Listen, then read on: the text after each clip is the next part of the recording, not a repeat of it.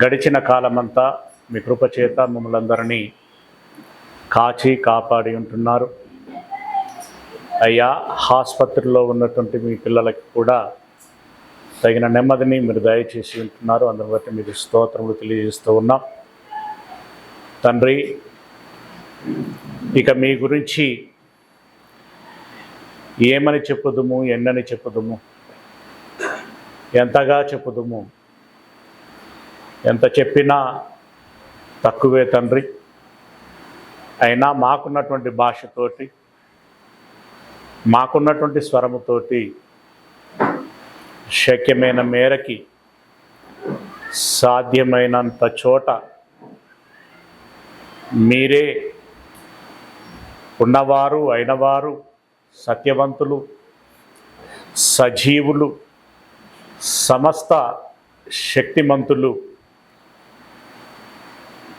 సర్వమును కలగజేసి నిర్వహిస్తున్నటువంటి వారు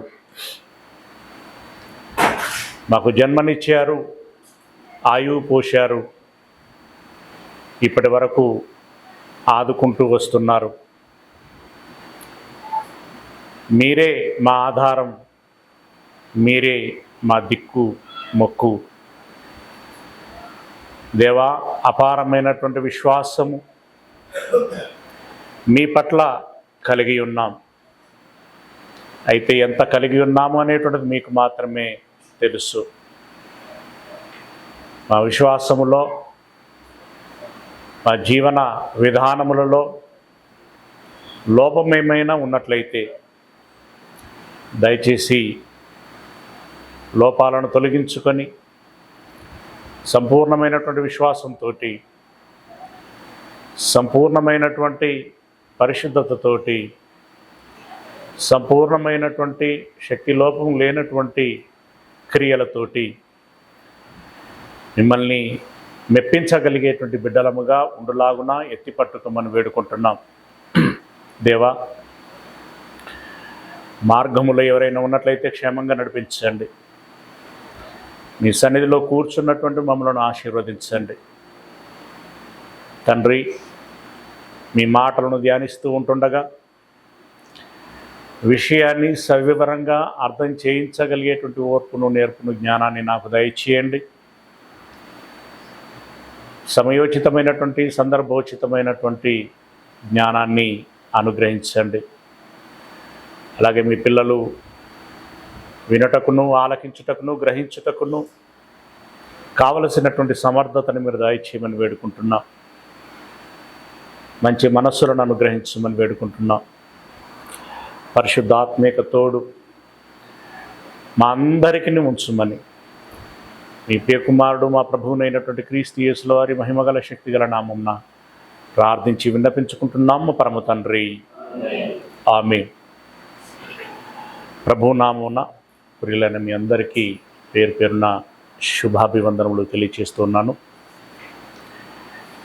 ప్రియమైనటువంటి దేవుని వారలారా, ఈరోజు మనం ధ్యానించబోయేటువంటి అంశము,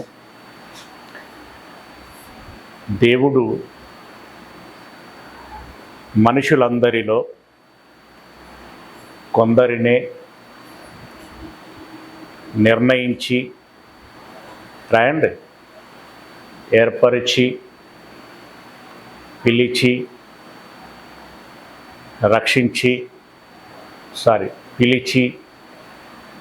పరిశుద్ధపరిచి, రక్షించి, నిత్య జీవమునిచ్చి, మధ్యలో ఇంకొకటి పోయింది, మళ్ళీ చెప్తున్నాను గమనించండి. దేవుడు మనుషులలో కొందరినే ఏర్పరిచి లేదా నిర్ణయించి, పిలిచి, ఆకర్షించి, పరిశుద్ధపరిచి, రక్షించి, నిత్య జీవమునిచ్చి, పరలోక స్వాస్థ్యమును అనుగ్రహించి,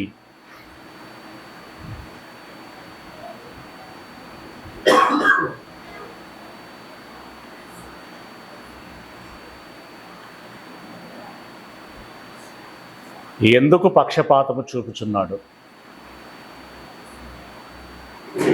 అలా రాయొచ్చు.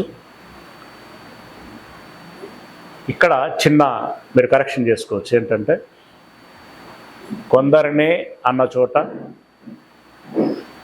ఈ పక్షపాతము అనేటువంటి పదం రాకూడదు అనుకుంటే కొందరికే ఎందుకు ఇస్తున్నాడు లాస్ట్లో? కొందరినే అంటే పక్షపాతం అనేటువంటి పదం చేర్చాల్సి ఉంటుంది. కొందరికే అనంటే ఎందుకు అనుగ్రహిస్తున్నాడు? ఓకే, మీరు చదువుకోవటానికి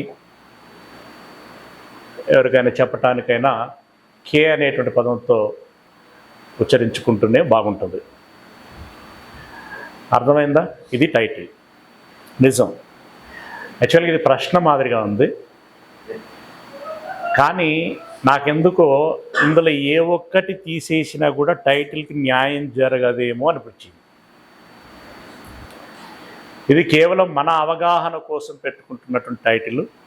యూట్యూబ్లో ఇంత పెద్దగా ఉండదు, చిన్నగా పెడతాం. రైట్, మేబీ ప్రశ్న మీకు అర్థమైందా? ధర్మన మీకు అర్థమైందా? అర్థమైన వాళ్ళు ఎవరైనా చేయొచ్చండి? మాకు అర్థమైంది ఈ ప్రశ్న. వెరీ గుడ్, చెప్పు రాశి. కూర్చో కూర్చో.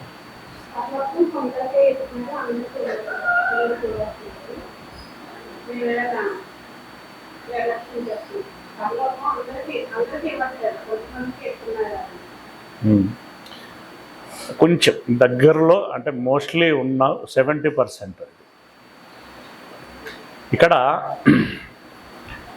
కొందరికే లేదా కొందరినే ఉంది కదా, వారిని ఏం చేస్తున్నాడట? ఏర్పరిచి, నిర్ణయించి, ఇంకొక పదం ఆకర్షించి. ఈ కొందరినే ఏర్పరచటం ఏంటి? కొందరినే నిర్ణయించటం ఏంటి? కొందరినే ఆకర్షించటం ఏంటి? కొందరినే దేవుడే ఆకర్షించి, నిర్ణయించి అనేటువంటి పదాలు ఏమని నొక్కుచున్నాయి అని అంటే, ఆయన ముందే నిర్ణయిస్తున్నాడు, ఆయనే ఆకర్షిస్తున్నాడు. మరి ఆయనే నిర్ణయించినప్పుడు, ఆయనే ఆకర్షించినప్పుడు ఇక ఎవరు రక్షించబడకపోవటం అనేటువంటిది ఇప్పుడు కంప్లీట్గా ఆయన వైపే ఉంది కదా. ఇప్పుడు నిర్ణయం తీసుకోవాల్సింది ఆయనే, నిశ్చయం చేయవలసింది ఆయనే, పిలుచుకోవాల్సింది ఆయనే, రక్షించుకోవాల్సింది ఆయనే. ఆయన ఆకర్షించకపోతే నేనేం చేద్దును? ఆయన ఏర్పరిచి పిలవకపోతే నేనేం చేద్దును? ఈరోజు నేను రక్షణలోనికి రాలేదు అనంటే ఇప్పుడు అది నా పొరపాటు కాదు, దేవుని పొరపాటేమో. కనుక దేవుడు పక్షపాతము చూపిస్తున్నాడు, దేవుడు అన్యాయస్తుడు అనేటువంటి విధంగా మాట్లాడుకోవటానికి అవకాశాలని ఇస్తున్నాయి. అవును, ఇప్పుడు కొన్ని మా వచనాలను మనం చూస్తాం. ఆ వచనాలలో అంటే ఇప్పుడు మనం మాట్లాడుకున్నటువంటి ప్రశ్నలో, మాట్లాడుకున్నటువంటి చర్చలో ఉత్పన్నమైనటువంటి ఒక సందిగ్ధత ఏదైతే ఉందో, లేదా ఒక సంశయము ఏదైతే ఉందో, దానికి ఆ వచనాలు వాటితో పాటు మరికొన్ని వచనాలు ఏమని చెప్పుచున్నాయి? నిజంగా ముందు మనకు అర్థమైందా? బైబిల్ ఏం అర్థం చేయిస్తున్నది? దాన్ని ఎలా మనం తీసుకోవాలి? మనం గమనించుకొని రైట్, మనం ఆకలింపు చేసుకొని, ఇలాంటి హేతువు ఉన్నటువంటి వారికి సమాధానము చెప్పటానికి మనము ఎల్లప్పుడూ సిద్ధంగా ఉండాలి. Very good. మన గృహాలలో పెళ్ళిళ్ళు ముఖ్యం, మిగిలినవి కూడా కొన్ని కార్యాలు జరుగుతూ ఉంటాయి, శుభకార్యములు. వాటికి ఇన్విటేషన్లు ఇస్తూ ఉంటాం. ఇన్విటేషన్ మీన్స్ పిలుపు కదా, పిలవటం. శుభపత్రిక, ఆహ్వాన పత్రిక ఇచ్చాము అని అంటే వారిని మనము పిలిచాము అని దాని అర్థం. పిలుపు, ఒక మంచి కార్యం కోసం పిలుపు. మీరొచ్చి మాతో పాటు ఆనందించండి, మమ్మల్ని సంతోషపరచండి. అవునా? రైట్. ఇక్కడ ప్రాక్టికల్గా మీరు ఆలోచించండి. వాళ్ళు వస్తారు, తప్పకుండా రండక్క, రండన్న అని చెప్పి వారి వారి వరుసలను బట్టి పిలుస్తారు. సరే వస్తాం, తప్పకుండా వస్తాము అని చెప్పి మనం అంటాం. వారు పత్రిక ఇస్తారు. ఎడమ చేతితో ఇస్తే ఏమైనా తప్పట్టుకుంటారేమో అని కుడి చేతనే ఇస్తారు. మనం కూడా అన్ని దులుపుకొని కుడి చేతనే తీసుకుంటాం. ఇట్స్ ఓకే, అంతవరకు ఓకే. అతడు వెళ్ళిపోయిన తర్వాత ఎంతమంది ఆ ఆహ్వాన పత్రికని ప్రారంభం నుండి చివరి వరకు చదువుతారు?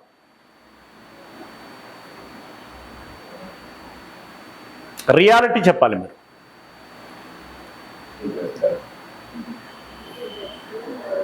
మోస్ట్లీ నీకు వచ్చిన పత్రికలన్నీ చదివారా? దాదాపుగా. కానీ రియాలిటీ ఏంటంటే ఒకళ్ళు ఇద్దరు చదువుతుండొచ్చు, కానీ మిగిలిన మోస్ట్ ఆఫ్ ది మెంబర్స్ ఏంటంటే విషయం తెలిసిందే కదా అన్నటువంటి దృక్పథంతో పత్రికను చదవరు. అసలు పత్రిక ప్రింట్ చేయించిన ఉద్దేశం ఏంటి? 10 రూపాయలు 20 రూపాయలు పెట్టి ముద్రించారు కదా, దాని ఉద్దేశం ఏంటి? దీన్ని చదువుకోవాలి వారు, అవునా? ఇంప్రెస్ అవ్వాలి, అవునా? సమాచారమును పొంది వారు వెళ్ళాలి అని అనుకొని రావాలి. అది దాని ఉద్దేశం. కానీ చదవం.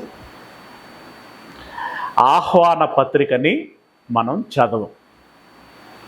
జాగ్రత్తగా గమనించండి. ఇప్పుడు దేవుడు ఒక ఆహ్వాన పత్రికని పంపించాడు.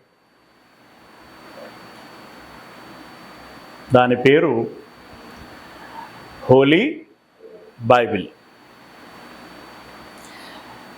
ఇది కూడా పరిశుద్ధ వివాహానికి పిలిపేనండి. I'm right? పరిశుద్ధ వివాహానికి పిలుపు. మరి ఈ పత్రికను ఎవరో ఇవ్వలేదు, దేవుడిచ్చాడు స్వయంగా. ఏం చేయాలి? అక్షరము పోకుండా చదవాలి. మళ్ళీ ఒకసారి అడుగుతున్నాను, 66 పుస్తకాలను పూర్తిగా చదివాము, అర్థం అవ్వటం అనేటువంటి పక్కకు పెట్టండి. కనీసం పూర్తిగా చదివాము అన్నవారు చేతండి. 3, 4, 5. Very good. మిగిలిన వాళ్ళము చదవలేదు. కారణం, చదివింది చక్కగా నడుచుకుంటే చాలు, ఇంకా చదివి ఏం చేస్తాము అనేటువంటి దృక్పథం. ఇది చదవాలండి. నేనేమంటానంటే కనీస మర్యాద. ఎందుకంటే దేవుడు రాసి పంపినటువంటిది. ముందు మర్యాద, చదవాలి, తర్వాత అర్థం చేసుకో. ఇప్పుడు ఆ విషయాన్నే ప్రస్ఫుటం చేస్తున్నాడు పౌలు గారు. తెస్సలోనీలో రాసినటువంటి 2వ పత్రిక 2వ అధ్యాయము 14వ వచనం. తెస్సలోనీలకు రాసినటువంటి 2వ పత్రిక 2వ అధ్యాయము 14వ వచనం. మీరు ఈలాగున రక్షించబడి అంటే రక్షించబడినటువంటి విధానమును గురించి మీద కొంత సమాచారం ఇచ్చాడు. దాన్ని ప్రస్తావన చేస్తూ మీరు ఈలాగు రక్షించబడి మన ప్రభువైన యేసుక్రీస్తు యొక్క మహిమను పొందవలయునని ఆయన మా సువార్త అంటే మా వలన పంపింపబడినటువంటి సువార్త వలన మిమ్మును పిలిచెను. అంటే సువార్త ద మీన్స్ ఏంటది? పిలుపు. దేనికోసం? ఎందుకోసం పిలుపు అనంటే, సరే విస్తృతంగా మాట్లాడితే పెద్ద విషయంగా ఉంటుంది. దాన్ని కొంత సంక్షిప్తంగా మాట్లాడితే నా ఆశ, నా కోరిక, నా ఇష్టం, నా తలంపు, నా చిత్తం ఏమిటంటే మిమ్ములను నా వలె మలుచుకొని నా సన్నిధికి చేర్చుకొని కలకాలము నాతో ఉంచుకుంటూ మీతో పాటు నేను ఆనందించాలి అని అనుకుంటున్నాను. బిడ్డలారా రండి. అది పిలుపు. నేను అందుకే సంక్షిప్తము అని అన్నాను. దీంట్లో విస్తృతంగా ఉంటుంది ఇంకా విషయం. అందును గురించి పిలిచాడు. సువార్త పిలిచింది.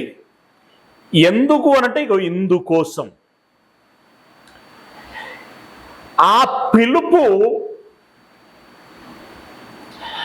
ఇవ్వకపోతే ఏమనుకుంటారు? ఇచ్చిరాపోయిగా ఏం తప్పదా అని కొందరికి పత్రికలు పంపిస్తాం. అంటే ఇష్టం ఉండదు.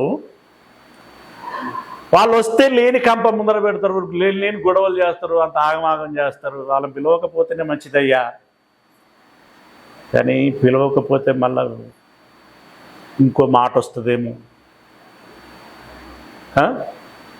ఇంకేమైనా రేపొద్దున ఎత్తేస్తారేమో, ఇస్తే బాగుంటుందో ఏమైనా, ఇక పో ఇచ్చిరాపో, అది పిలిపే. కానీ అదో రకమైన పిలుపు. ఆ పిలుపులో ఇష్టము లేదు, ఆ పిలుపులో స్వచ్ఛత లేదు, ఇంకా చెప్పాలంటే ఆ పిలుపులో జీవము లేదు. ఎస్, మనస్సు లేదు. కానీ దేవుని పిలుపు అలాంటిది కాదు. దేవుని పిలుపు ఎలాంటిది అనంటే, ముందు పత్రిక 1వ అధ్యాయం, తెస్సలోనిలో రాసినటువంటి మొదటి పత్రిక 1వ అధ్యాయము 4వ వచనం. 1వ అధ్యాయము 4వ వచనం. ఎలయనగా దేవుని వలన ప్రేమింపబడిన సహోదరులారా, మీరు ఏర్పరచబడిన సంగతి. దేనికి? ఇందాక మనకు టైటిల్ ఉందే, ఏర్పరిచి నిర్ణయించి అన్నాం కదా. ఈ ఏర్పాటు, ఈ నిర్ణయం దేనికంటే నెక్స్ట్ ఉన్న వర్డ్స్ అన్నిటికీ అనమాట. ఓకే, సరే సింపుల్గా చెప్పాలంటే పరిశుద్ధపరచడానికి, రక్షించటానికి, నిత్య జీవాన్ని ఇవ్వటానికి, పరలోక స్వాస్థ్యాన్ని ఇవ్వటానికి ఏర్పరిచాడు. ఆ సంగతి అంటే ఏర్పాటు అనేటువంటి సంగతి అనగా మా సువార్త, మిమ్మల్ని ఏర్పడటానికి మిమ్మల్ని ఏర్పరచటానికి పిలువబడినటువంటి పిలుపు కోసమైన మా సువార్త.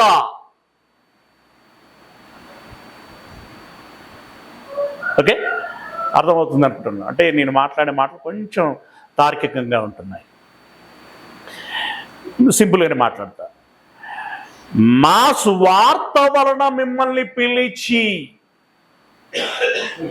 ఏర్పాటును బట్టి మా సువార్త వలన మిమ్మల్ని పిలిచి, మళ్ళీ ఇదే మాట, మీరు ఏర్పరచబడిన సంగతి అనగా మా సువార్త, అంటే మిమ్మల్ని పిలిచినటువంటి వార్త ఇలాంటి వార్త కాదు. ఊసుపోక పిలిచిన పిలుపు కాదది. నిర్జీవమైనటువంటి పిలుపు కాదు. మనసు లేనటువంటి పిలుపు కాదు. ఏమంటే పనికి మాలిన పిలుపు కాదు. ఏమంటే వ్యర్థమైన పిలుపు కాదది. లోపమైన పిలుపు కాదు. యాంత్రికమైనటువంటి పిలుపు కాదు. ఇన్ని పదాలు ఎందుకు వాడుతున్నానంటే మీరు ఇంకా థింక్ చేయాలి, ఇంకా ఇంకా ఇంకా ఇంకా. ఎస్, ఈ 22 సంవత్సరాల సుదీర్ఘ పరిశీలనలో వాక్యం అనేటువంటి ఈ సముద్రములో అనేకమైనటువంటి వజ్రములను, రత్నములను, రకరకాలైనటువంటి వైడూర్యములను, విలువైనవి ఎన్నో మనము ఇప్పటికే ఏరుకున్నాం. ఇంకా వెతుకుచున్నాం, ఇంకా వడబోస్తున్నాం. ఈ వజ్రాలు, వైడూర్యములు, రత్నములు, ముత్యములు అనేటువంటి వీటన్నిటికంటే విలువైనటువంటి గుళికలను మనము ఏరుకుంటున్నాం. ఎస్, ఈరోజు మనం ఆలోచించేటువంటి అంశం, ఇన్ని రోజులు మనం ఆలోచించింది ఒక ఎత్తైతే దానికి తలమానికగా ఉండేటువంటి అంశమును మనం ఆలోచిస్తున్నాం. నిజం, ఇక్కడ పిలిచినటువంటి పిలుపు, ఆ స్వరం, ఆ మాట బలహీనమైనటువంటి మాట కాదది. ఏమన్నాడు అక్కడ?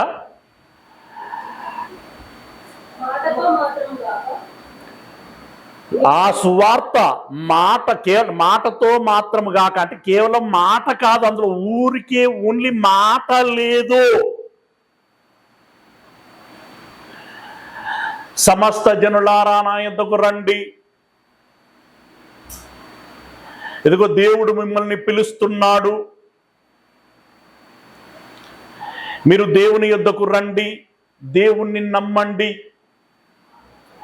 అనేటువంటి విషయము కేవలము అది మాట కాదు. ఏమంటున్నాడు అక్కడ? శక్తితోనూ. మాట శక్తి కలిగినటువంటిది అని అంటున్నాడు. ఆ మాటలో శక్తి ఉంది. ఎంత శక్తి ఉంది అనంటే, ఆ మాట నీ చెవిన పడగానే నువ్వు ఏ వయస్సులో ఉన్నా, ఎలాంటి వాడవైనా, ఆ మాట నీలోనికి వెళ్ళి ఒక మందు బిళ్ళ కంటే ఎక్కువగా, ఒక పదునైనటువంటి కత్తి కంటే మరి ఎక్కువగా లోన అది పని చేస్తూ ఉంటుంది. పోల్చటానికి ఏమీ లేవు గనక ఉన్న వాటిలో కాస్త ఉత్తమమైనటువంటి వాటిని పోల్చుకుంటున్నాం, మందు బిళ్ళ, పదునైన కత్తి అని. కానీ ఈ పక్కపక్కన పెట్టి ఆలోచించేటివి కూడా కాదు. అవి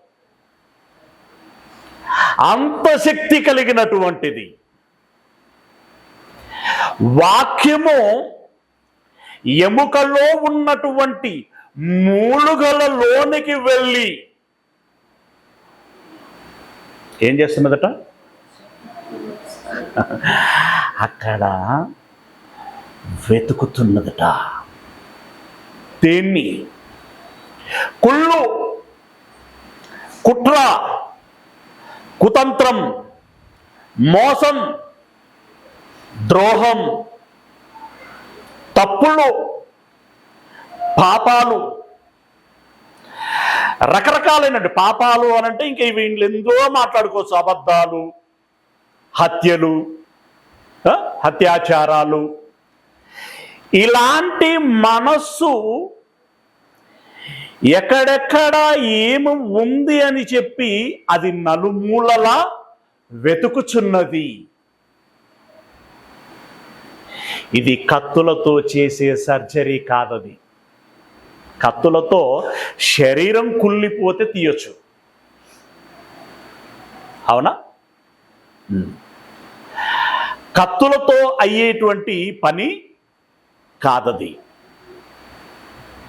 ఇంకేం చెప్పుకున్నాం? పదునైన కత్తి. ఉదాహరణకు మనం ఇందాక ఏం చెప్పుకున్నాం?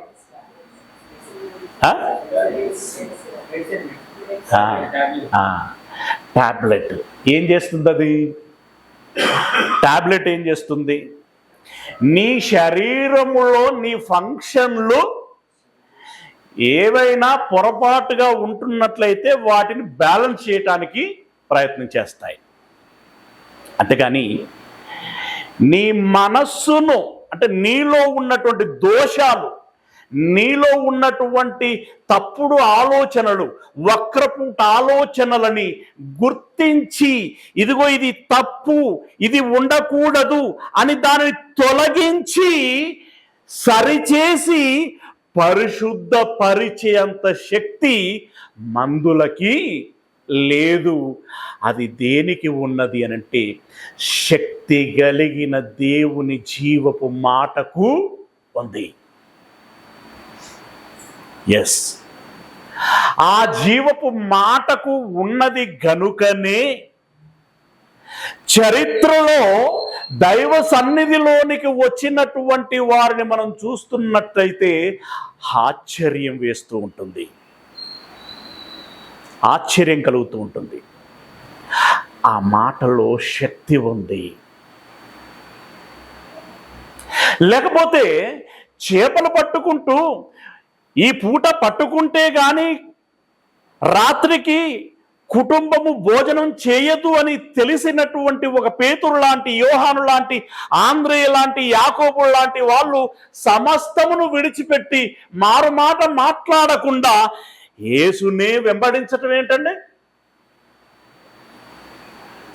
యేసునే వెంబడించటం ఏంటి? అదేమన్నా సామాన్యమైనటువంటి విషయమా? ఏదో లోక కోణంలో విలువైనటువంటి జీవితం అని అనుకున్నటువంటి ఆ జీవితం అంతా కూడా ఇప్పుడు ఇలా కరిగిపోతూ ఉంటుంది. ఈ జీవితాంతం మేము క్రీస్తుతో పాటు కలిసి నడుస్తాము అని చెప్పి కదిలి వెళ్ళినటువంటి వారు. పౌలైతే ఇక నాకు పెళ్ళే వద్దు అని అంకితమైపోయినటువంటి వాడు, అవునా? ఆ మాటలో ఎంత శక్తి ఉంది అనంటే నిజంగా దేవుని యొక్క సంకల్పంలో నా పాత్ర ఏదైతే ఉందో ఆ పాత్రను బట్టి ఆలోచిస్తే నా ప్రాణం తృణప్రాయము అని చెప్పి ప్రాణ తర్పణ చేశారు ఒక స్టెఫెను లాంటి వారు, ఒక యాకోబు లాంటి వారు. కేవలం దేవుడు పిలిచిన పిలుపు మేరకి. ఆ పిలుపులో అంత పవర్ ఉంది. లేకుంటే ఎవరంటే ఊరికినే వచ్చి రాళ్ళ దెబ్బలకి ఎదురు నిలబడేటువంటి వారు? లేకుంటే ఎవరండి వచ్చి నరుకుతే నరుకు అని చెప్పి మెడ ముందు చాచి ఉంచేవారు? ఎవరండి? నాకెందుకు వచ్చినటువంటి గొడవను ఊరుకోకుండా హేరోదు నువ్వు తప్పు చేస్తున్నావు అని గద్దించినటువంటి యోహాను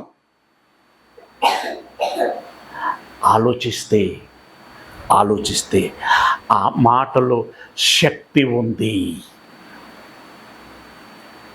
కన్యకగా ఉన్నప్పుడు మరియా నువ్వు గర్భం ధరిస్తావు అంటే ఆశ్చర్యపోయినటువంటి ఆమెకి దేవుడు అర్థం చేయించిన తర్వాత, అయితే అలాగునే కానియండి తండ్రి అని అన్న తర్వాత గర్భములో బిడ్డ, అందుకు సిద్ధపడటము, ఆ గర్భమును మోయటము, ఆ గర్భమును కనటము. ఎవరండి? వద్దు తండ్రి అని కనుక ఆమె 3 సార్లు మొత్తుకుంటే ఏం చేస్తాడు? నేను పరిశుద్ధంగా ఉన్నందుకే కదా నన్ను ఎంచుకున్నది, అయితే ఈలోపే నేను ఇలా చేస్తాను అలా చేస్తానని చెప్పి ముందుకు పోతే ఏంటి పరిస్థితి? కనుక వాక్యములో ఏమి ఉంది? శక్తి. వాక్యములో ఎంత శక్తి ఉందంటే ఇంకా అది వేరు విషయం. ప్రపంచములను కలగజేసి అంత శక్తి ఉన్నది, వాటిని నడిపించేటువంటి ఎంత శక్తి ఉంది, ఎన్నో అద్భుతములు ఆశ్చర్యకార్యములు చేసేటువంటి శక్తి ఉంది. నేను అటువైపు వెళ్ళట్లేదు. ఎంత మేరకు పరిమితం అవుతున్నానంటే మనల్ని పిలిచిన పిలుపు మేరకి ఉన్నటువంటి మాటకే నేను పరిమితమై ఉంటున్నాను. అది శక్తితో కూడుకున్నటువంటిది. ఆ మాటలో ఏముంది? శక్తి ఉంది. రెండవది పరిశుద్ధాత్మతోనూ. వాక్యమట పరిశుద్ధాత్మతో వాక్యము శక్తి కలిగి ఉంది. కేవలం మేము రమ్మన్నాము అని అనుకుంటే పొరపాటు. నో నో నో నో రమ్మన్న ఆ మాటలో శక్తి ఉంది కనుక మీరు వచ్చారు.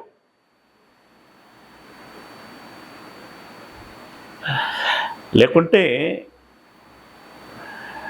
ఎక్కడి చిరంజీవి అండి? అంటే మీరు ఆల్రెడీ అదివరకు క్రిస్టియన్లు అనేటువంటి పేరు కలిగి ఉన్నారు కాబట్టి మిమ్మల్ని ప్రస్తావించట్లా. ఒక అన్యుడిగా ఉన్నటువంటి ఒక చిరంజీవి ఆ ఎక్కడి కృష్ణా జిల్లా, ఎక్కడి మోపిదేవి, ఎక్కడి బండికోల లంక, అక్కడి వెళ్ళిపోయేదాకా కూడా కనబడదు. అది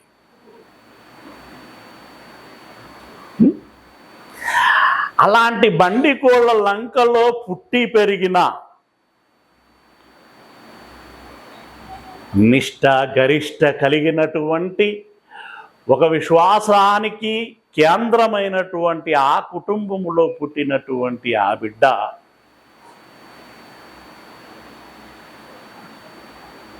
బహుశా ఆయనకి నేను ఇంత గట్టిగా కూడా చెప్పుండా. అదేదో వానల అక్కడ వినాయక నగర్లో ఓ చర్చిలో ప్రసంగం చేస్తుంటే ముందే వచ్చారో మధ్యలో వచ్చినట్టున్నారు, వర్షంలో వచ్చారు, విన్నారు.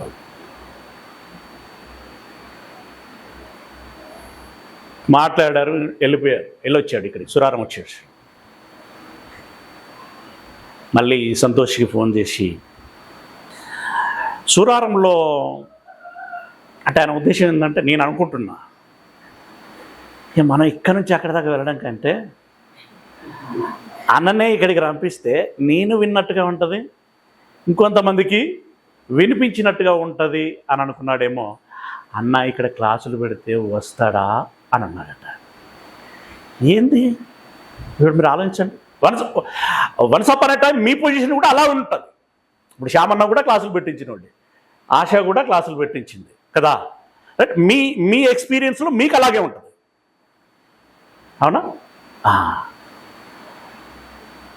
ఏంది ఏదో మాట విన్నాడండి, విన్నంత మాత్రాన ఇప్పుడు క్లాసులు పెట్టడం ఏంటి?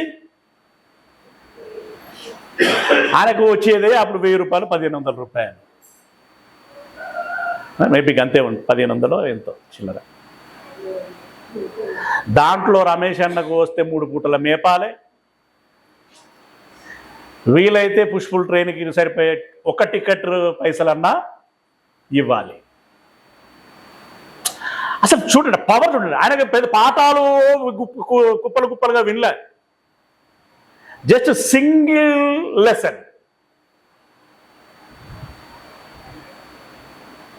ఏం జరిగింది? అది మాటకున్నటువంటి శక్తి.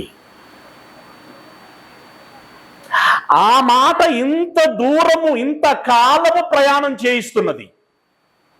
ఆ మాట ఇంత దూరం ఇంత కాలం ప్రయాణం చేయిస్తున్నది. రెండవది పరిశుద్ధాత్మతోనూ అని అన్నాడు. పరిశుద్ధాత్ముడు. నువ్వెప్పుడైతే ఈ ఆహ్వానాన్ని అందుకొని నిన్ను వెళ్ళాలని వస్తావో, నిన్ను మొట్టమొదటగా రిసీవ్ చేసుకునేది ఎవరో తెలుసా? ఎందుకు రిసీవ్ చేసుకునేది? పరిశుద్ధాత్ముడు. అది మొదలుకొని సర్వ సంపూర్ణ సత్యములోనికి నడిపిస్తున్నాడు. అది మొదలుకొని చెయ్యి పట్టి నువ్వు దారి తప్పే ప్రతి క్షణం అది తప్పు అని జ్ఞాపకం చేస్తూ నడిపిస్తున్నాడు. అలా తన వెంట గమ్యం వరకు నడిపించి దేవుడు వాగ్దానం చేసినటువంటి ఆ మహిమకు, ఆ జీవానికి పాత్రులుగా చేస్తున్నాడు.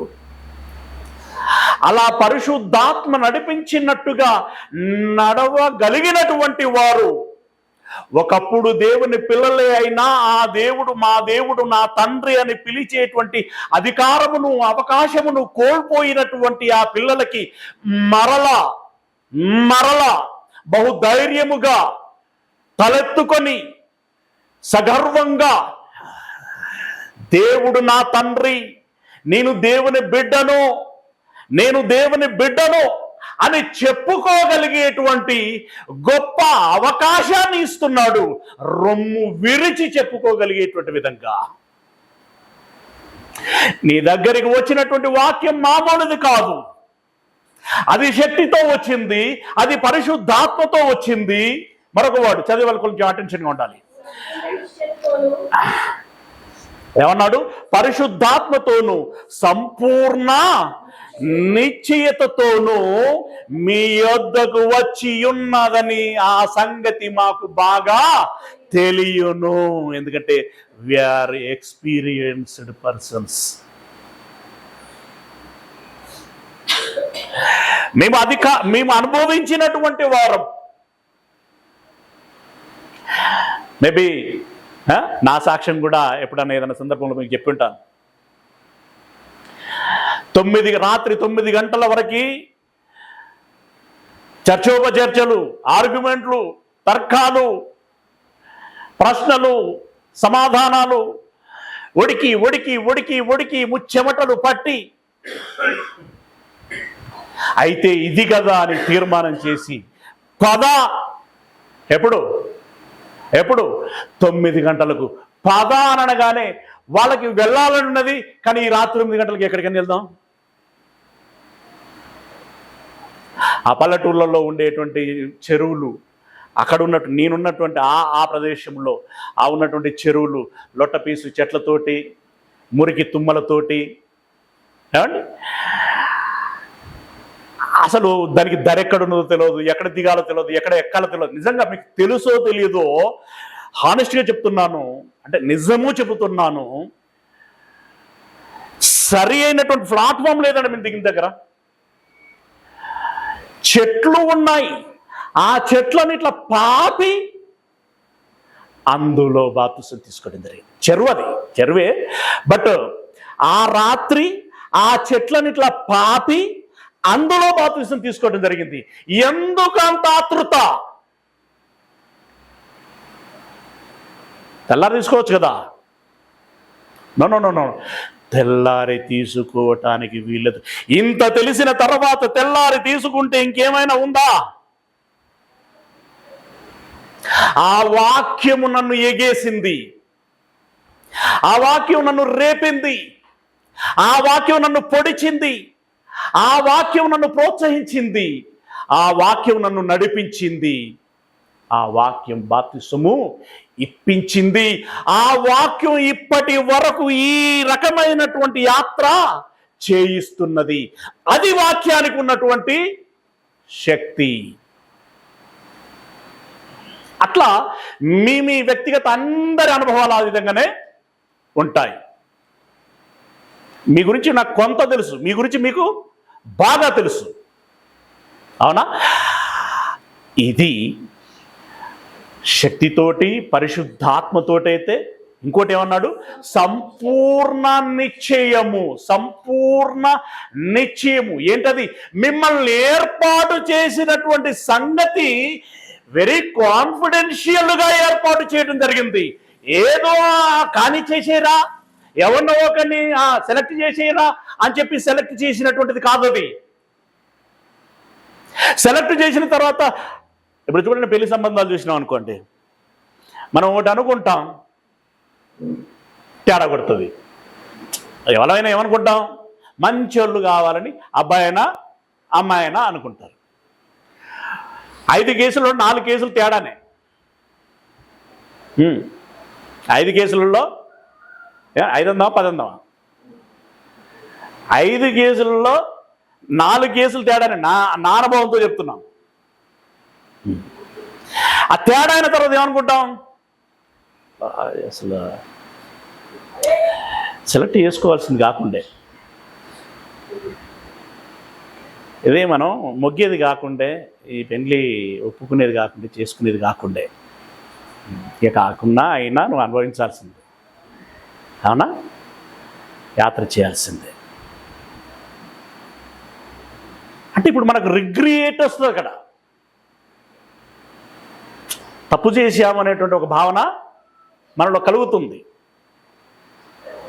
కానీ దేవుడు పిలిచినటువంటి ఆ పిలుపులో, దేవుడు ఏర్పాటు చేసినటువంటి ఏర్పాటులో దేవుడు ఎన్నడూ కూడా పాశ్చాత్తాపపడడు. అంత కాన్ఫిడెన్షియల్గా అతడు పిలుస్తున్నాడు. అంతగా ఆయన నిర్ణయిస్తున్నాడు, ఏర్పాటు చేస్తున్నాడు. అందుకే అక్కడ ఏమన్నాడంటే సంపూర్ణ నిశ్చయం. నిశ్చయం అంటే ఏంటండి?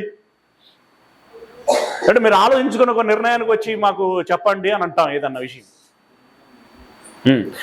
మళ్ళీ చెప్పిన తర్వాత అన్ని ఆలోచించుకున్నారు కదా, మళ్ళీ నన్ను అనొద్దు, మళ్ళీ మీరు బాధపడద్దు, అన్నీ సంపూర్ణంగా ఆలోచించుకున్నారు కదా, నిశ్చయించుకున్నారు కదా, సంపూర్ణంగా నిశ్చయించుకున్నారు కదా. అంటే 360 డిగ్రీల కోణాలలో మనం ఆలోచించి ఇంక ఇందులో డౌట్ ఏమీ లేదు అని చెప్పి నిశ్చయించుకోవటం అన్నట్టు. అయినా దెబ్బలు పడతాయి, అవునా? అంటే పొరపాట్లు జరిగిపోతూ ఉంటాయి, నష్టాలు జరిగిపోతూ ఉంటాయి. కానీ దేవుని యొక్క నిశ్చయం, దేవుని యొక్క నిర్ణయం అలాంటిది కాదు. పర్ఫెక్ట్. సంపూర్ణ మీన్స్ పర్ఫెక్ట్ అన్నమాట. పర్ఫెక్ట్.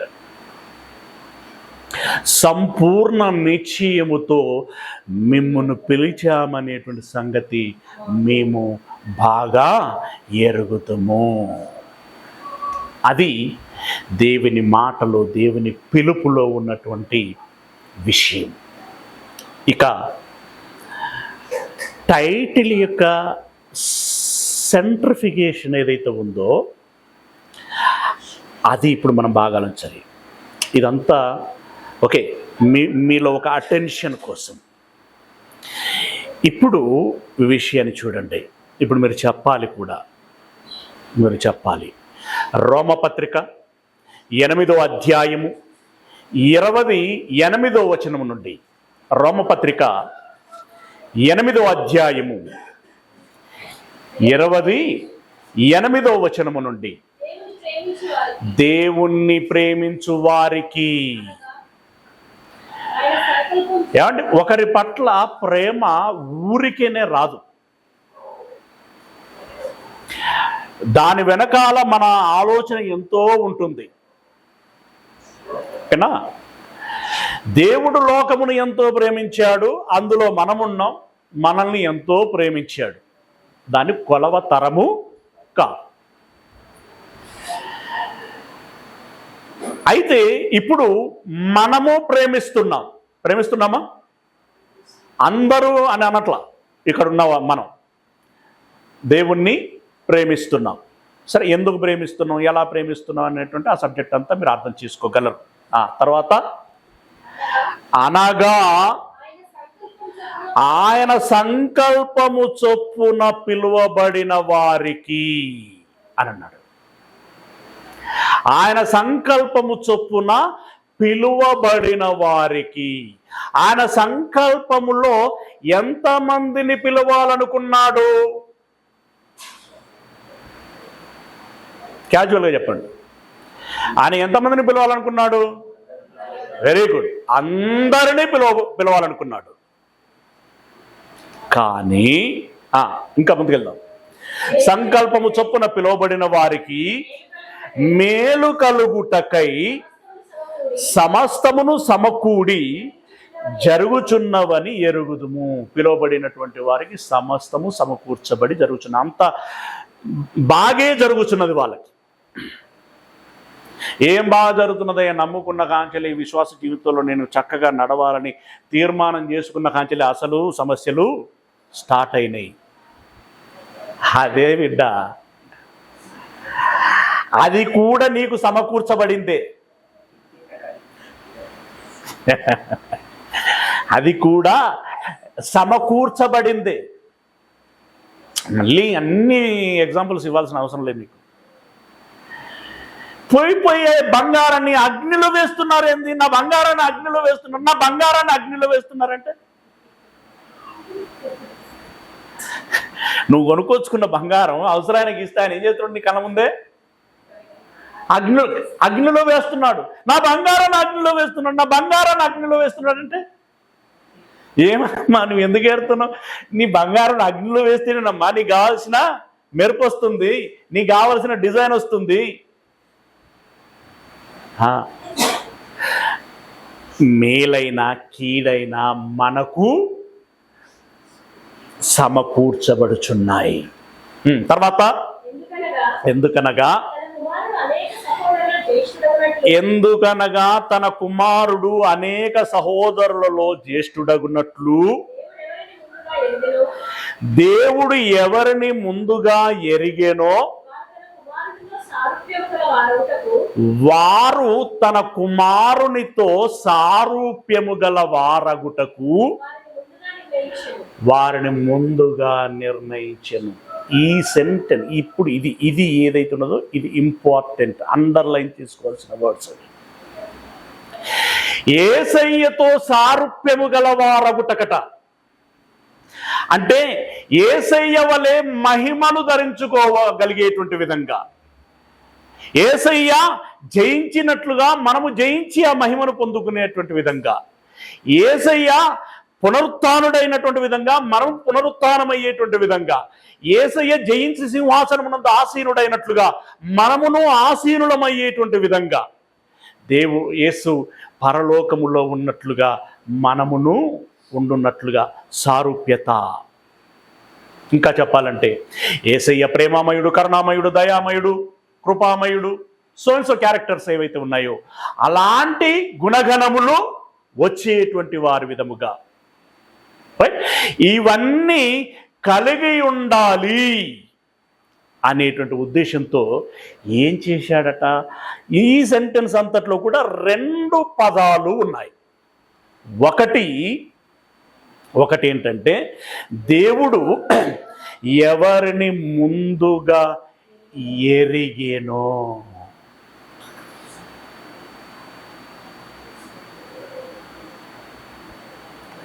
ఎవరిని ముందుగా ఎరిగేనో అంటే అందరు తెలవదా దేవుడికి? మళ్ళీ స్పెసిఫిక్గా ఎవరిని ముందుగా ఎరిగేనో అని అనటం ఏంటి? పోనీ అంతటితో వదిలిపెట్టినంట లేదు.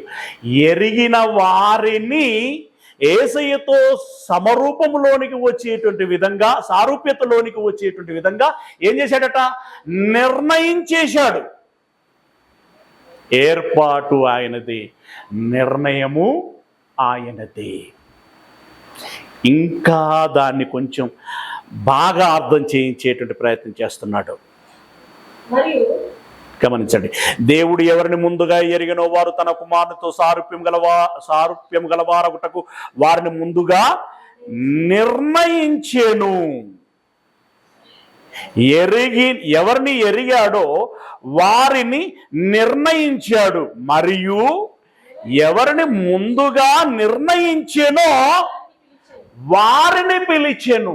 ఎవరిని నిర్ణయించెనో వారిని పిలిచెను. ఇప్పుడు మనం ఇందాక క్యాజువల్గా మాట్లాడుకున్న పిలుపు ఎంతమందికి వచ్చింది? అందరిని పిలిచాడు కదా. కానీ దేవుడు ముందుగా కొందరిని ఎరుగునట, ఎరిగిన వారిని నిర్ణయించాడట, నిర్ణయించిన వారిని పిలిచాడట. పిలిచి ఏం చేశాడు? ఎవరిని పిలిచానో వారిని నీతిమంతులనుగా తీర్చాను. ఎవరిని పిలిచెనో వారిని నీతిమంతులనుగా తీర్చెను. అంటే నీతిమంతులు ఎవరు కాగలిగారంటే నిర్ణయింపబడినటువంటి వారు కాగలిగారు. నిర్ణయము ఎలా జరిగిందంటే ముందుగా తాను ఎరిగినటువంటి వారి విషయంలో నిర్ణయం జరిగింది.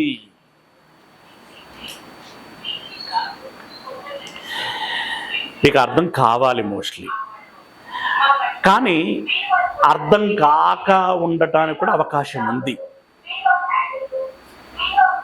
అర్థమై అర్థం కానట్లుగా కూడా ఉంటుంది.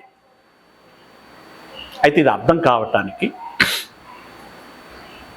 ఇప్పుడు సో మెనీ జాబ్స్ పడుతున్నాయి. గ్రూప్ 4 అయిపోయింది, గ్రూప్ 2 నడుస్తున్నట్టున్నది, నెక్స్ట్ మంత్ ఈ మంత్ ఏదో ఉన్నట్టున్నది. గ్రూప్ 1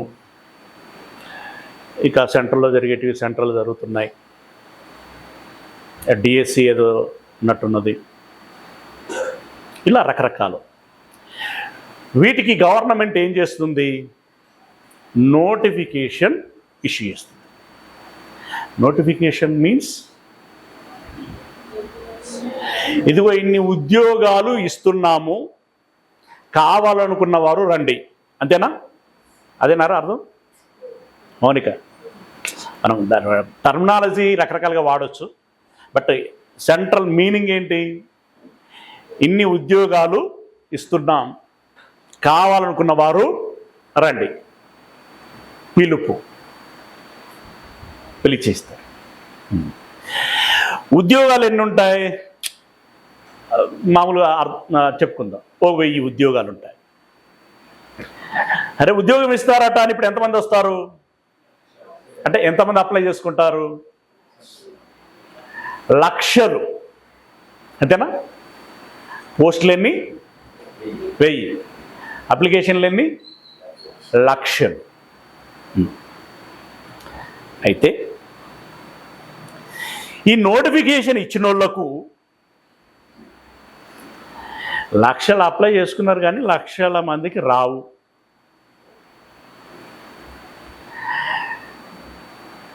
మొదటి 1000 మంది అంటే మంచి టాలెంటెడ్ పర్సన్స్ ఎవరైతే ఉంటారో, స్కిల్స్ ఉన్నటువంటి వాళ్ళు ఎవరైతే ఉంటారో ఆ 1000 మందికే వస్తాయి. వాళ్ళకు తెలుసా తెలియదా? నోటిఫికేషన్ ఇచ్చిన వాళ్ళకి తెలుసు. క్లోజ్డ్గా ఉంటే చెప్పిన టీచర్కి ఈ స్టూడెంట్కి ఆ ఉద్యోగం వస్తుందా రాదా, సరే 100కి 100% కాకపోయినా ఓ 90% అర్థమవుతుందా అవదా? అవుతుంది. మరి ఇంత తెలిసి ఈ పండితులు, ఈ మేధావులు, ఈ పెద్దలు వీళ్ళు అందరూ రండి, అందరూ అప్లై చేసుకోండి అని ఎందుకంటున్నారు? అలా అనకపోతే తెల్లారినాక వాడు అంటాడు, నేను కూడా కొట్టేవాడిని ర్యాంకు అనకంత సినిమా లేదు. కానీ మన నైజం ఏంటి? అంటారు గనుక పిలుపు అందరికీ, కానీ ఎవరికి వస్తుందో పిలిచిన వాడికి తెలుసు. ఎవరికి వస్తుందో పిలిచిన వాడికి తెలుసు. సరే, ఇక్కడ మనుషులలో కొన్ని ఈక్వేషన్స్, క్యాలిక్యులేషన్స్ మిస్ అవ్వచ్చు. కొన్నిసార్లు వాడు డెఫినెట్గా కొడతారా అనుకున్నటువంటి వాడు మిస్ అయిపోతాడు, షాక్ అయిపోతాడు. అవునా? వీనికి అంత సినిమా లేదనుకున్నవాడు కొట్టేస్తూ ఉంటాడు. అంటే మనుషులం కాబట్టి కొంత అంచనా మిస్ అవుతుంది. మొత్తం మిస్ కాకపోయినా కొందరి విషయంలో మిస్ అయిపోతుంది. కానీ దేవుడి విషయంలో అలా ఉండదు కదా. దేవుని యొక్క ఆ క్యాలిక్యులేషన్స్ కావచ్చు, ఆ ఈక్వేషన్స్ కావచ్చు, ఆ ఆలోచన శక్తి సామర్థ్యము కావచ్చు, ఎలా ఉంటుంది? అక్యురేట్గా ఉంటుంది. ఇప్పుడు ఇంతమందిలో ఎవరు నేను ఉండమన్న విధానములో, జీవించమన్న విధానంలో జీవించగలరు, ఎవరు నా యొద్దకు రాగలరు, ఆ దమ్ము ఉన్నటువంటి వాడెవడు అనేటువంటిది దేవుడికి ముందే తెలుస్తుంది. నోవాహు తర్వాత కొంతకాలం దేవుని పిల్లలు లేదా భక్తులు అనేటువంటి జాడ లేదు. లోకం మీద ఒక శూన్యము ఏర్పడింది. శూన్యం మీన్స్ భక్తులు ఎవరు? జనాలు ఉన్నారు, భక్తులు ఎవరు లేరు. ఆ సమయంలో దేవుడు అబ్రహామును పిలిచాడు. పిలిచి ఆశీర్వదిస్తూ, నీకు సంతానమును ఇస్తాను, వాళ్ళు నక్షత్రముల వలె అవుతారు, వారు వాసం చేయటానికి ఈ భూభాగమును ఇస్తాను. జాగ్రత్తగా గమనించండి. నీకు సంతానమును ఇస్తాను అని వాగ్దానం చేసిన తర్వాత అబ్రహాముకి ఎప్పుడు సంతానం కలిగింది? ఎన్ని సంవత్సరాలకి? 20, అంటే వాగ్దాన సంబంధమైనటువంటి సంతానం 25 సంవత్సరాలకు కలిగింది. 25 సంవత్సరాలకు ముందే నెక్స్ట్ 25 ఇయర్స్కి అబ్రహాము ఎలా ఉండబోతున్నాడు అని దేవుడు ఎరిగి, లోకములో ఎందరో ఉండగా వారిని అందరినీ కాదని అబ్రహామును ఎంచుకొని, దట్ మీన్స్ ఏర్పాటు, దట్ మీన్స్ నిర్ణయం, అలా ఏర్పరచుకొని అలా నిర్ణయించి పిలవటం అనేటువంటిది జరిగింది. జాగ్రత్తగా గమనించండి. అలా అబ్రహామును పిలిచాడంటే మిగిలిన వారిని వద్దన్నాడని కాదు, మిగిలినటువంటి వారిని వద్దని అనలేదు. కానీ అబ్రహాముకు ప్రత్యేకంగా వాగ్దానాలు ఇవ్వటం జరిగింది. ఇప్పుడు ఇక్కడ ఇంతమంది ఉండగా అబ్రహామును మాత్రమే నిర్ణయించటానికి గల కారణం ఏంటి? అబ్రహామును మాత్రమే ఏర్పాటు చేయటానికి గల కారణం ఏమిటి అని ఆలోచిస్తే ఇప్పుడు మనకి రోమపత్రికలో ఉన్నటువంటి విషయం అంతా అర్థమైపోతుంది. ఆదికాండం 18వ అధ్యాయం 19వ వచనం. ఆదికాండం 18వ అధ్యాయము 19వ వచనము. ఎట్లనగా యెహోవా అబ్రహామును గూర్చి చెప్పినది. అంటే ఏంటి? ఆ సంతానం గురించి, ఆ భూభాగం గురించి, ఆయన ఇచ్చిన మాటలు, వాగ్దానాలు అవన్నీ ఏవైతే ఉన్నాయో అవన్నీ, వాటన్నిటి గూర్చి అతనికి కలుగజేయనట్లు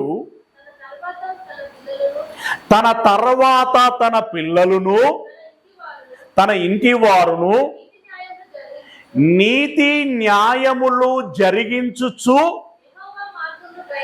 యెహోవా మార్గమును గైకొనుటకు అతడు వారికి ఆజ్ఞాపించబోతున్నాడన్నట్లుగా అతనిని ఎరిగి ఉన్నాను గనుక వాగ్దానం చేసి ఉన్నాను. అబ్రహాం అట ఏం చేయబోతున్నాడన్నట్టుగా దేవుడు చూశాడట. తన పిల్లలకి, తన ఇంటి వారికి. అప్పటికి ఇంకా ఇస్సాకు సమీప దూరంలో లేడాయన, అవునా? నెక్స్ట్ 25 ఇయర్స్ ఆ ఇస్సాకుకైతేనేమి, ఆ ఇస్సాకు కడుపున పుట్టినటువంటి బిడ్డలకైతేనేమి, అంటే మనవరాళ్ళు సో, అవునా? వీళ్ళు అంటే తన కడుపున పుట్టినటువంటి వారికి, వారి పిల్లలకి నీతిని అనుసరించి, న్యాయమును అనుసరించి దేవుని పిల్లలముగా మనం బ్రతకాలని అబ్రహాము ఖచ్చితంగా వారికి చెప్తాడు అన్నట్లుగా దేవుడు ఎరిగి వీడు అర్హుడు అని నిర్ణయించాడు. నిర్ణయం ఎప్పుడు జరిగిపోతున్నది? ఇప్పుడు అప్పుడే, ముందే. అలాగే పరలోక స్వాస్థ్యమును పొందటానికి, నిత్య జీవమును పొందటానికి, రక్షణ పొందటానికి ఎవరు అర్హులు అనేటువంటిది ముందే నిర్ణయం జరిగిపోవచ్చున్నది, జరిగిపోయింది. తీక్షణంగా ఆలోచిస్తే గుండె దడేలుమనేటువంటి వార్త ఇది. ముందే జరిగిపోయిందా? ఎస్. ఇందులో ఎంతమంది రక్షించబడబోతున్నాం, నిత్య జీవం పొందబోతున్నాం, ఎంతమంది మీ పరలోక స్వాస్థ్యాన్ని పొందబోతున్నాం అనేటువంటి విషయం ముందే నిర్ణయం అయిపోయింది. ఇప్పుడు చూసుకోవాల్సింది ఏంటో తెలుసా? అందులో నేనున్నానా? అందులో నేనున్నానా? అందరినీ పిలిచాడు, మనల్ని పిలిచాడు, కానీ నిర్ణయించింది కొందరినే.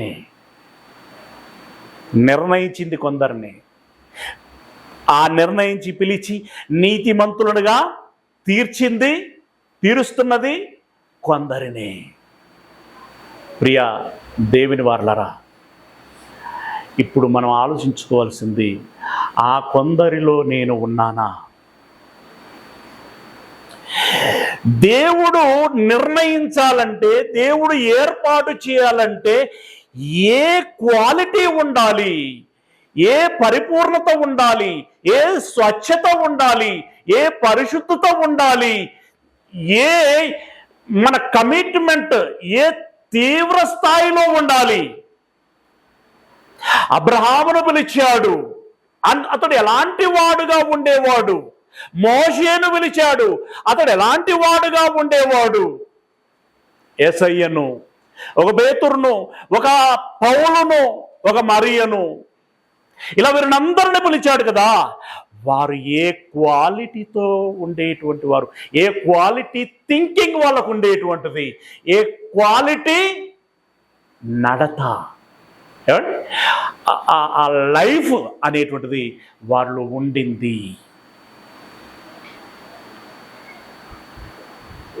ఆ స్వచ్ఛత ఎంత, ఆ తేజస్సు ఎంత,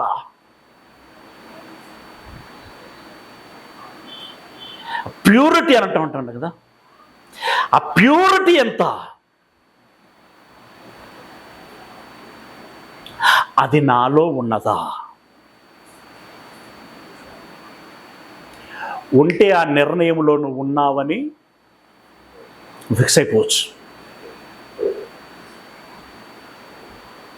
లేదంటే కొట్టుడు పోయినట్టే.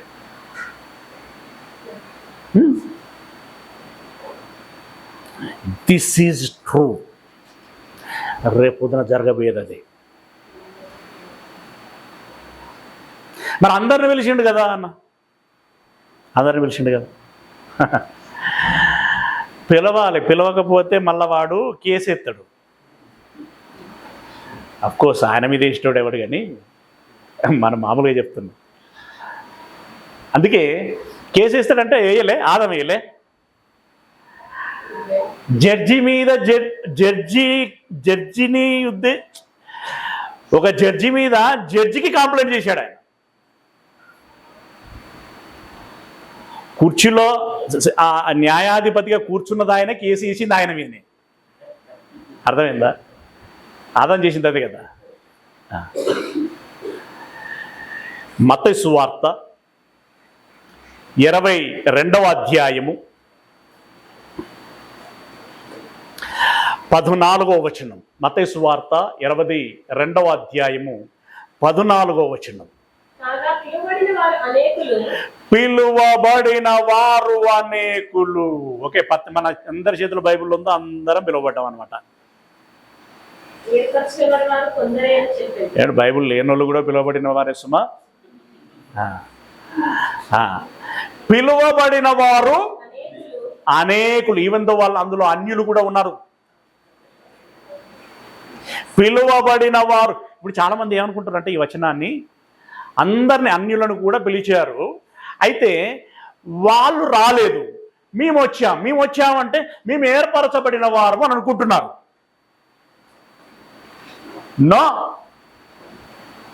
ఇందులో కూడా లేరు. అంటే ఎందులో? క్రైస్తవులము అని అనుకుంటున్నటువంటి వారిలో కూడా లేరు. పిలువబడిన వారు అనేకులు, ఏర్పరచబడినటువంటి వారు కొందరే. అది లిమిటెడ్. అవును, లిమిటెడ్ సీట్లే. మా కాలేజీలో ఇంతమంది అంటే ఇంతమందినే తీసుకుంటాం, ఎక్స్ట్రా తీసుకోము. అంటే దాన్ని ఇంకెలా చెప్పాలి అంటే, వారు ఈ పర్సంటైల్లో ఉంటేనే తీసుకుంటాం, లేదంటే తీసుకుంటాం. ఎంత పర్సెంటేజ్ ఉండాలంటే 100/100 అండి, అంతే. 100% ఉన్నటువంటి వాళ్ళనే తీసుకుంటాం. మీరు చూడండి, పరదైసుకు వెళ్ళారని చెప్పుకుంటున్న నీతిమంతుల జాబితాను మీరు గమనించండి. వారి క్లైమాక్స్ లైఫ్ ఫినిషింగ్ ఎలా ఉండిందో ఒకసారి మీరు గమనించండి.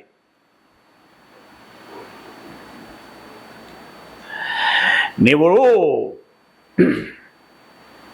హేబేలును ఆలోచిస్తావా, హానోకును ఆలోచిస్తావా, నోవహును ఆలోచిస్తావా, అబ్రహామును ఆలోచిస్తావా, మోషేను ఆలోచిస్తావా, సమూయేలును ఆలోచిస్తావా, అంతకుముందు ఉన్నటువంటి తర్వాత వచ్చినటువంటి ఏలియాను ఆలోచిస్తావా, ఎలీషాను ఆలోచిస్తావా, దావీదును ఆలోచిస్తావా?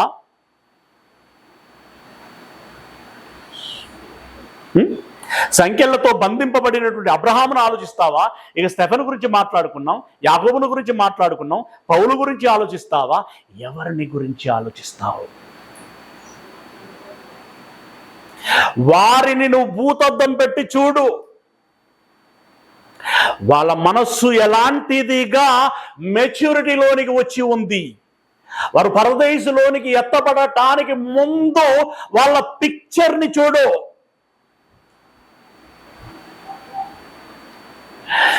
Very purity, very commitment, very sacrificed, hardcore workers.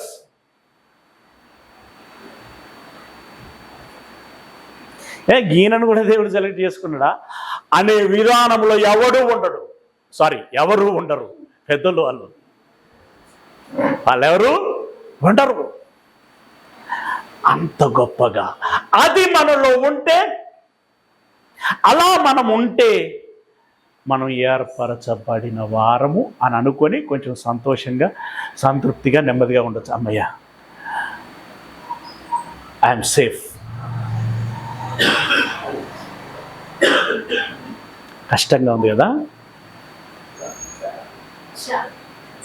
చాలా కష్టం. మరి ఏంటి ఇచ్చేదేమన్నా ఆషామాషి స్థలమా? ఇచ్చేదేమి ఆషామాషి బహుమానమా? ఏంటది? కంటికి కనబడనిది, చెవికి వినబడనిది, మనుష్య హృదయమునకు ఆ బంగారం వలె ఉంటుంది. దాని గోడలు వజ్రాలతోటి, రత్నములతోటి కట్టబడుతుందని చెప్పి కదా. వజ్రం ఎట్లుంటుందో నాకు తెలుసు కదా యానకు. అది నీకు అర్థం కావడానికి రా బాబు. అంతటి మహోన్నతమైనటువంటి ఆ దేవుడు ఉన్న స్థలములో తన పక్కన కూర్చుండబెట్టుకోవాలి నిన్ను అనంటే నీకెంతటి యోగ్యత ఉండాలి. అది లేకపోతే వచ్చాము పోయాము ఓ రామచిలుక పాట పాడుకోవటమే, ఏముండదు.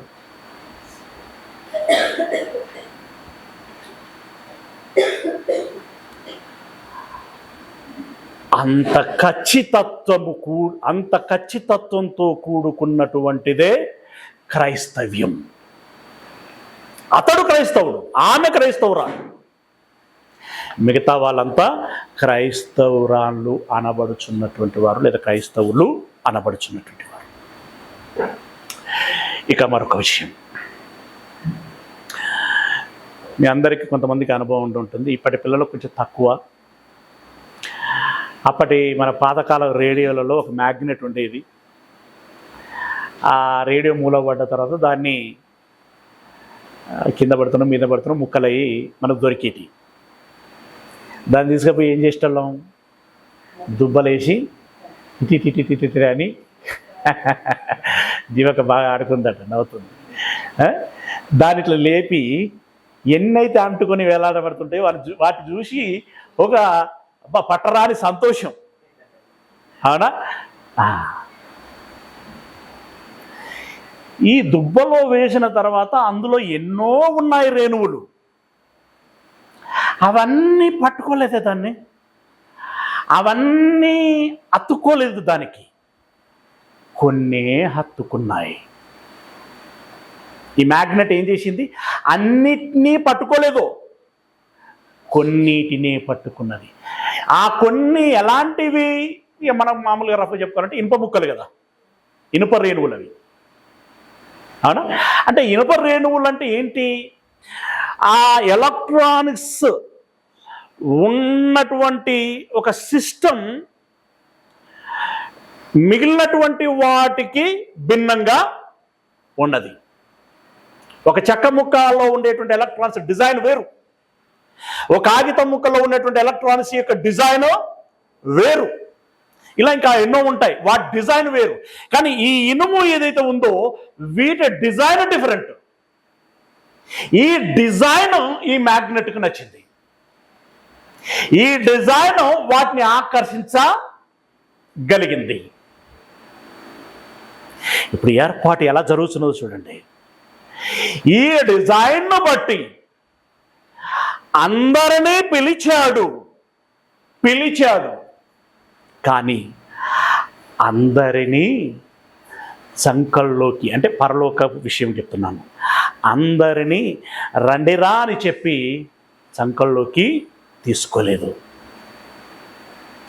అదే యోహాను గారు, అంటే యోహాను గారు మీన్స్ యేసుక్రీస్తుల వారు చెప్తున్నారు. యోహాను సువార్తలో ఉంటుందన్నమాట. యోహాను సువార్త 6వ అధ్యాయము 44వ వచనం. యోహాను సువార్త 6వ అధ్యాయం 44వ వచనం. నన్ను పంపిన తండ్రి ఆయన ఆకర్షించితేనే గాని ఎవడును నా యొద్దకు రాలేడు. దేవుడు ఆకర్షిస్తేనే గాని ఎవడును నా యొద్దకు రాలేడు. అంటే ఎప్పుడన్నాడు తెలుసా ఈ మాట? ఆయన ఒక టీచింగ్ చేసిన తర్వాత అబ్బే ఇదేం బాగాలేదు, నాకు నచ్చలేదు అని అందరు వెళ్ళిపోతున్నారు. వెళ్ళిపోతున్నప్పుడు ఆయన అన్నటువంటి మాట ఇది, నా తండ్రి చేత ఎంతమంది ఆకర్షించబడతారో వాళ్ళు మాత్రమే నా దగ్గరికి వస్తారు, మిగిలిన వారు రాలేరు. ఇప్పుడు ఇక్కడ ఒక విషయం, అవే ఇనప ముక్కలు స్ట్రైట్గా వేసినప్పుడు పట్టుకునేటువంటి విధానం వేరుగా ఉంటుంది. మధ్యలో పేపర్ పెడితే ఏమవుతుంది, కొంచెం వీక్ అవుతుంది. మందపాటి అట్ట పెట్టామనుకోండి ఇంకా వీక్ అయిపోతుంది. ఇక పెద్దది ఇట్లాంటి ఇంత మందది పెట్టామనుకోండి అది దీనికి సంబంధమే లేదు.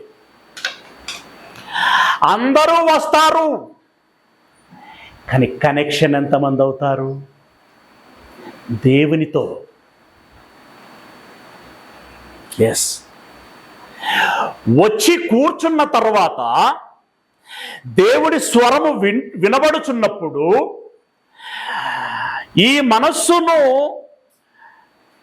దేవుని మాట మీదనే 100% ఏకాగ్రత పెట్టగలుగుచున్నారు.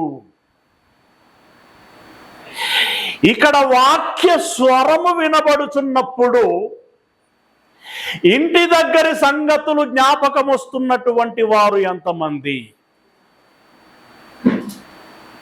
పలానాలో ఫంక్షన్ గురించి జ్ఞాపకం వస్తున్నది ఎంతమందికి? నిద్ర వస్తున్నది ఎంతమందికి? యాష్ట వస్తున్నది ఎంతమందికి? దిక్కులు చూసేవారు ఎంతమంది? ఇవన్నీ ఏంటో తెలుసా? ఈ మ్యాగ్నెట్కి, ఈ ఐరన్కి మధ్యలో అడ్డు తెరలు. మీ గురించి ఇప్పుడు మీరు టెస్ట్ చేసుకునే విషయాలు ఇవి. ఈ మ్యాగ్నెట్కి, ఐరన్కి మధ్యలో అడ్డు వచ్చేటువంటి వస్తువులవి. ఇలాంటివి ఎన్ని వస్తే అంత దూరం అయిపోతాం మనం. మధ్యలో ఏం ఉండకూడదు. డైరెక్ట్ నువ్వు నీ దేవుని వాయిస్, నువ్వు నీ దేవుడు, మధ్యలో ఎవరు ఉండదు. భార్య, భర్త, పిల్లలు, లోకం, సమాజం, ఇష్టం, కష్టం, సంతోషం, ఫంక్షన్లు ఏంటేంటో ఉంటాయి కదా, ఇవన్నీ ఇవి ఏవి మధ్యలో నిన్ను ఆటంకపరచకూడదు. Just thing. దేవుడు అన్నాడు కదా, నీ స్వరము నేను వినకపోవటం అంటే నీ మొర్ర, నీ ప్రార్థన నేనేమో చెవిటోని అనుకుంటున్నావా? నా చెవులు ఏమైనా మందమైనవి అనుకుంటున్నావా? నా చేతులు ఏమైనా కూర్చాయినాయి అనుకుంటున్నావా? ఏమవుతుందో తెలుసా? కనెక్షన్ ఎక్కడిదైపోతుందో తెలుసా? మధ్యలో పాపము అడ్డం వస్తున్నది అని అన్నాడు ఆయన. అలా ఇప్పుడు మనం దేవుని చేత ఆకర్షించబడకపోతే తప్పు దేవునిది కాదు. ఎవరిది? మధ్యలో నీవు ఏమేమో పెట్టేసుకుంటున్నావే అవి. గనుక అవి తొలగించుకుంటే నువ్వు డెఫినెట్గా ఏమవుతావు? దేవుని చేత ఆకర్షించబడతావు.